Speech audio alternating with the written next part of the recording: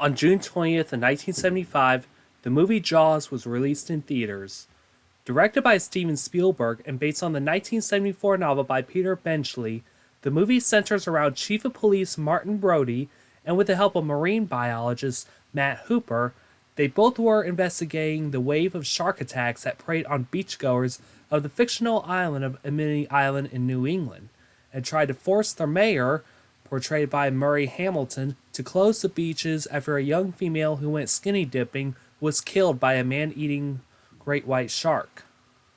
Nearly halfway into the movie, we are introduced to Quint, a survivor of the sinking of the USS Indianapolis, the ship that was attacked by Japanese submarine I-58 after delivering parts that would be used on the atomic bomb that would drop over Hiroshima. Despite Quint being a fictional character, he gave his account of the real-world sinking of the USS Indianapolis near the end of the movie. The Indianapolis finished delivering parts of the atomic bomb that would be dropped on Hiroshima at the island of Tinian Island. The ship was torpedoed 2 times and sank in 12 minutes, as 1,100 men went into the water, and the first shark didn't appear until a half an hour later. It wouldn't be identified as a 13-foot tiger shark. Despite the mission so secret, no distress signal was sent out. He would state that the shark's black eyes are lifeless, like a doll's eyes, and you may think it's not living until it bites you and the eyes roll over. The waters would turn red despite of the high-pitched screaming, and the amount of tiger sharks would come in and rip his shipmates to pieces. It would be this scene alone that brought the attention to the USS Indianapolis and put her in a wider public spotlight, 30 years after the sinking. With Hollywood out of the way, we are now introducing the USS Indianapolis, a United States Navy Portland-class heavy cruiser named after the city of her namesake, Indianapolis.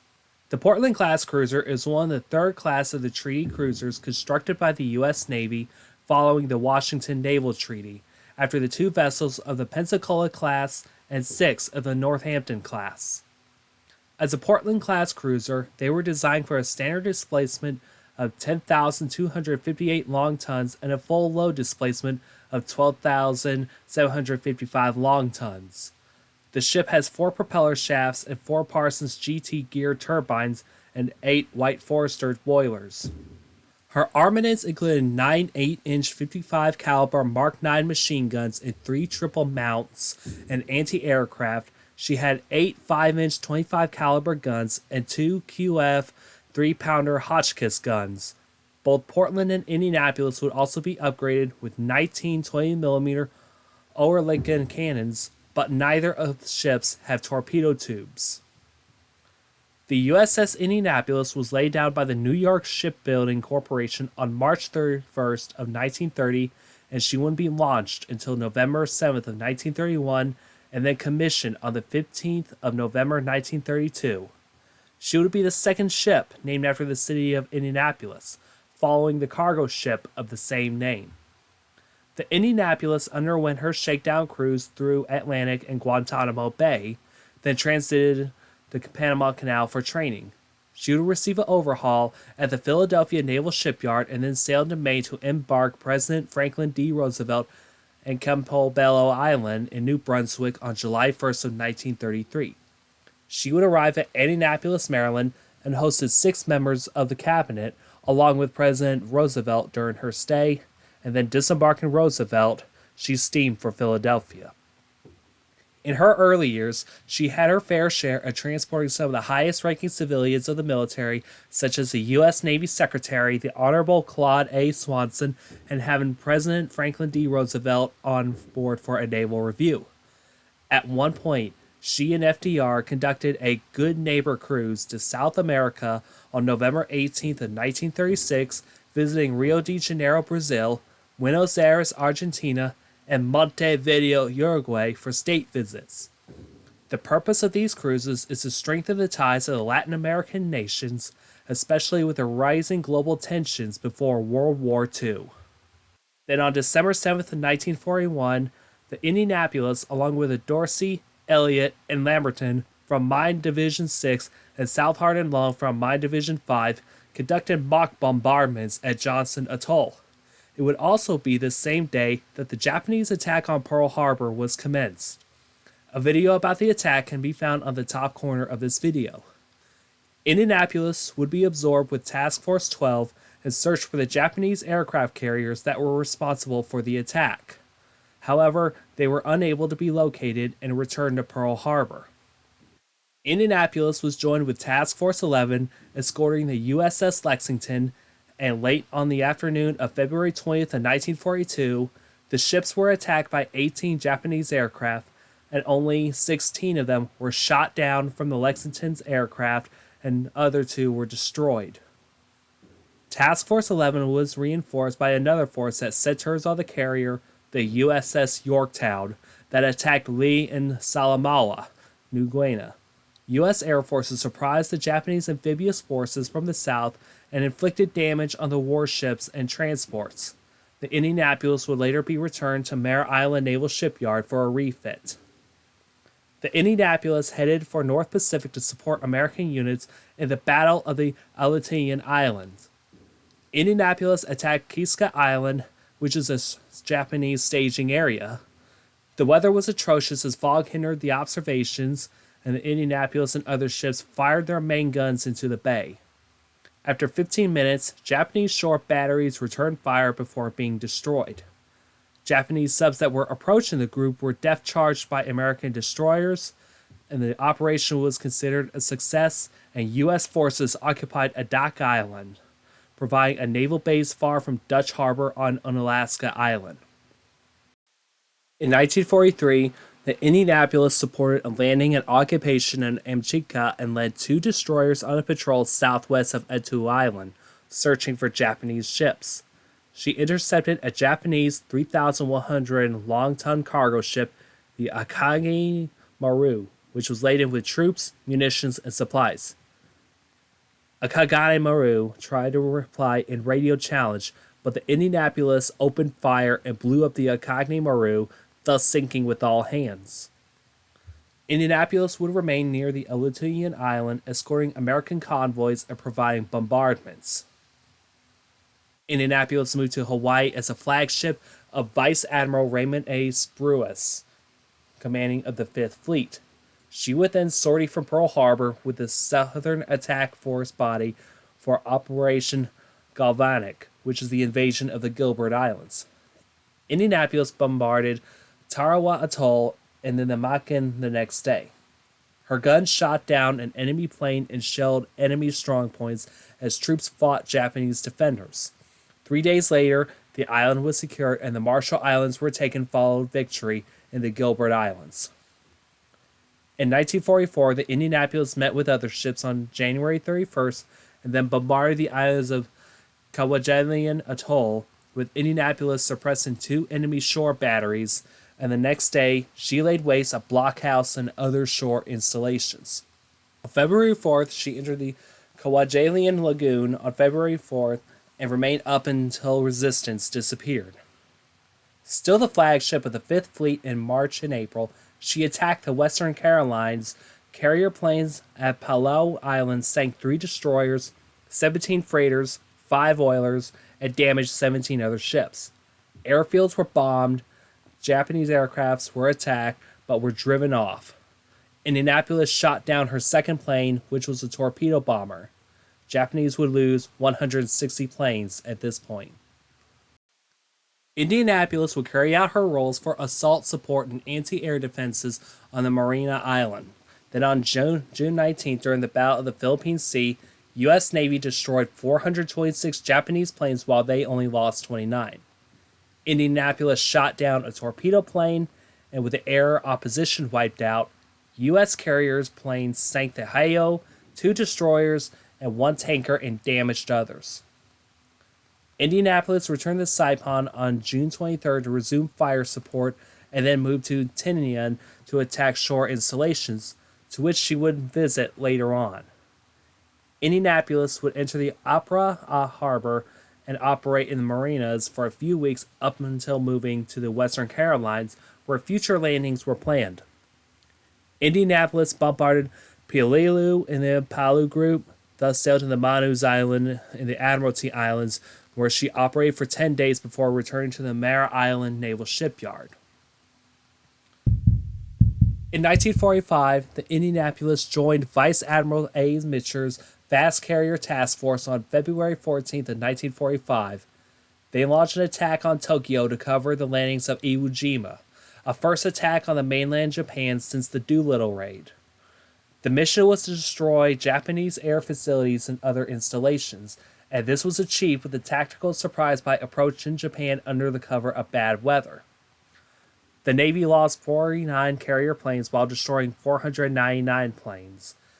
After the strikes, the task force raced to Bonin Islands to support the landings of Iwo Jima, and the Indianapolis remained until March 1st, protecting the invasion ships and bombarding targets. Indianapolis returned to Vice Admiral Mitcher's task force to strike Tokyo again, this time pounding ground installations, destroying 158 planes, and sank 5 small ships, and destroying trains to disrupt transport on the mainland.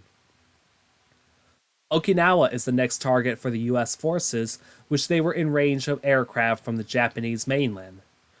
Fast carrier forces were tasked with attacking airfields in southern Japan until they are incapable of launching airborne opposition. Indianapolis was tasked to Task Force 54 for the invasion of Okinawa, and for 8 days, Indianapolis poured 8-inch shells into the beach defenses, and while enemy aircraft attacked American ships, Indianapolis shot down 6 planes and damaged 2 others. The day before the 10th Army, a combination of the U.S. Army and the Marine Corps, Indianapolis shot down a Nakajima Ki-43 Oscar fighter as it was heading towards the bridge of the ship. The pilot managed to drop his bomb and then crashed into the sea near the port stern. The bomb busted through the crew's mess hall, down through the berthing, and through the fuel tanks before crashing through the keel and exploding underwater. This explosion blew 2 holes in the keel and flooded nearby compartments and killing 9 crew members. The Indianapolis was crippled but managed to steam to a salvage ship for repairs. The damage inspection revealed that her propeller shafts were damaged, fuel tanks ruptured, and water distilling equipment were ruined.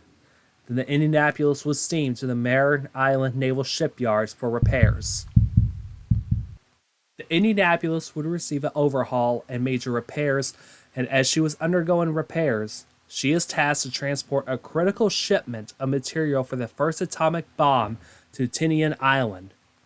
Inside the hold was the complete non-nuclear parts for a little boy gun-type atomic bomb and several hundred pounds of scientific instruments and tools. On board was the bomb's enriched uranium projectile in the form of 38.5 kilogram discs, which were kept inside a steel container that was bolted to the floor of Captain Charles B. McVay III's quarters. Indianapolis would depart from San Francisco Hunters Point Naval Shipyard, hours of Trinity tests in New Mexico. She would then head to Pearl Harbor, thus setting a speed record of 74.5 hours, arriving at Pearl Harbor. She would then head to Tinian Island unaccompanied, delivering the components of the atomic bomb on July 26th. The remaining pieces were then sent on 3 different C-54 cargo planes from Albuquerque, New Mexico, and all 3 arrived and the assembly of the L-11 atomic bomb began. As Indianapolis continued its route to Guam, little they knew that a Japanese submarine is laying in its wake. I-58. A quick little background history on I-58. I-58 was launched in 1943, only seeing the attack on Guam, Operation Tan No. 2, which was the American invasion of Iwo Jima, Operation Tengo, which was the sinking of the Yamato, and the attack on Wild Hunter and Albert T. Harris. The sub surfaced 250 miles north of Palu and headed south at 2300 hours on July 29th of 1945. The navigation officer spotted a ship approaching towards them from the east and not zigzagging.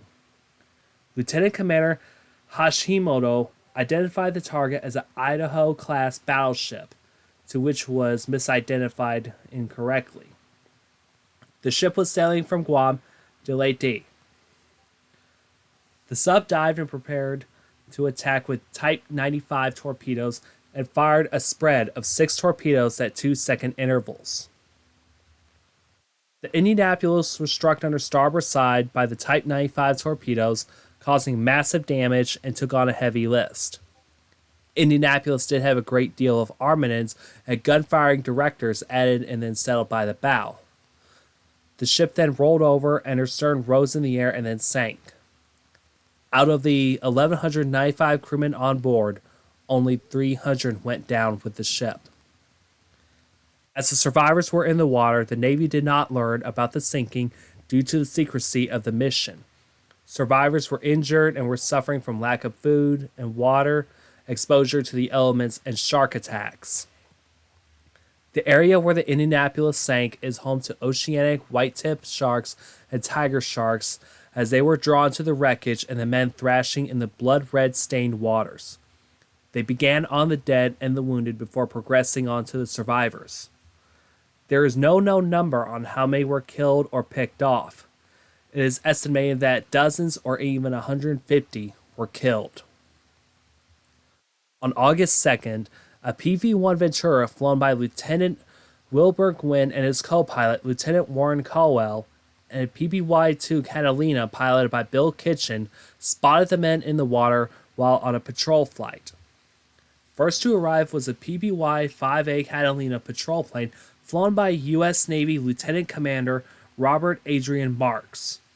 Despite the orders to not land in the open ocean, he took on a vote of his crew and landed the aircraft in the swells, maneuvering his craft to pick up 56 survivors.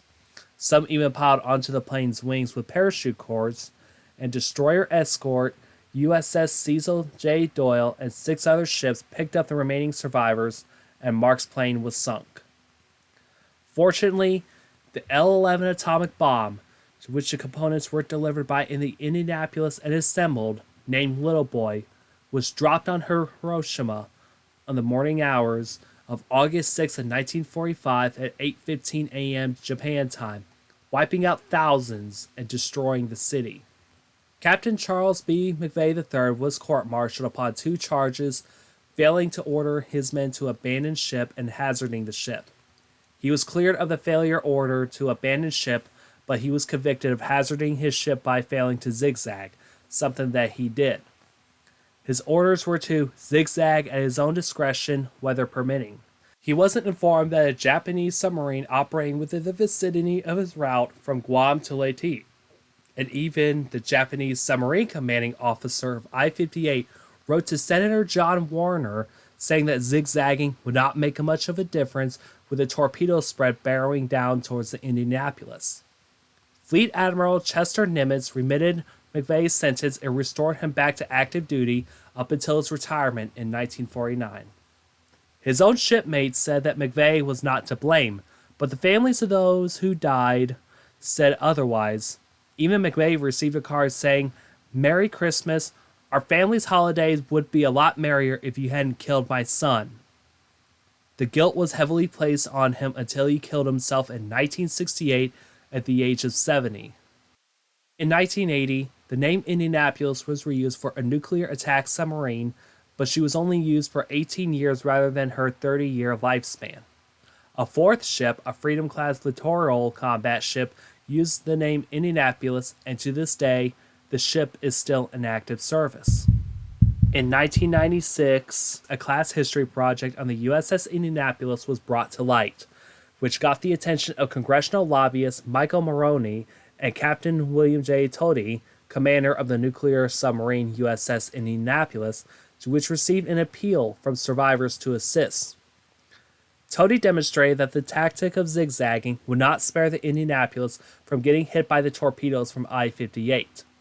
The Senate Armed Services Committee was held to which survivors were testified. The hearings were reported to sway Senator Warner to a resolution by clearing Captain McVay's record that he is exonerated for the loss of the Indianapolis. President Bill Clinton would sign the resolution, and although the several hundred ships were lost, McVay is the only captain to be court-martialed for the loss due to enemy action. Finally, in 2001, U.S. Navy Secretary Gordon England directed Captain Tody to enter the congressional language into McVay's official Navy service record, thus clearing him of any wrongdoings. Post-war, The Indianapolis was awarded the Combat Action Ribbon, the American Defense Service Medal, Asiatic Pacific Campaign Medal with 10 battle stars, the American Campaign Medal, and the World War II Victory Medal. In July through August of 2001, an expedition to find the Indianapolis with the use of side-scan sonar and underwater cameras, although this expedition wasn't successful. Then in June of 2005, a second expedition was mounted to find the wreck, and this time with National Geographic covering the story, and released it in July. Submersibles were launched to find any source of wreckage, but although they did find pieces of metal that were not proven conclusively.